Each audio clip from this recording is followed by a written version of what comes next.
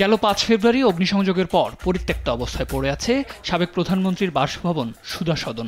নজরদারি না থাকায় বাড়িটি এখন মাদকসেবী আর কিশোর গ্যাংয়ের আখড়ায় পরিণত হয়েছে।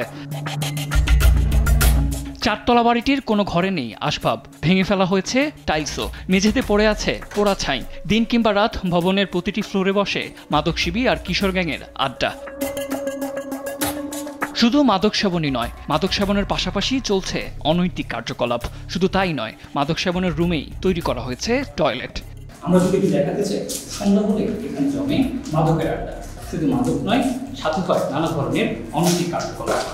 ভবনগুলোর মেঝেতে দেখা যায় নানা অসামাজিক কার্যকলাপের চিত্র। দিনের বেলাতেও চলছে অবাধ মেলামেশা। স্থানীয়দের অভিযোগ, কোনো ধরনের নজরদারি না থাকায় দিনে দুপুরে এমনকি রাতেও ওই পরিত্যক্ত বাড়িতে প্রবেশ করছে কিশোর গ্যাং, মাদকসেবী এবং নারী সহ নানা শ্রেণীর লোক। বিশেষ করে সন্ধ্যার পর সেখানে সন্দেহজনক গতিবিধি আরও বেড়ে যায়। তারা বলছেন, ধানমন্ডি লেক সংলগ্ন এই ভবনটি এখন এলাকায় অপরাধ কর্মকাণ্ডের কেন্দ্রস্থলে পরিণত হয়েছে। এখানে সন্ধ্যার পরে তো অনেক ছেলেপেলে ঢুকে, অনেকজনের নেশাপান করে, আবার গভীর রাত 10টার পরে মেয়েও নিয়ে অনেকজনের ঢুকে, অনৈতিক কার্যকলাপ হয়। এখানে আসলে অনেক অকাম কুকাম হয়, বুঝছে। এখানে সেই আবার ট্যাবলেট খায়, গাঁজা মাজা খায়। এখানে থাকাটা আমাদের জন্য মুশকিল, কারণ এখানে যেসব অকাম কুকাম হয় তাতে একটা সমস্যা।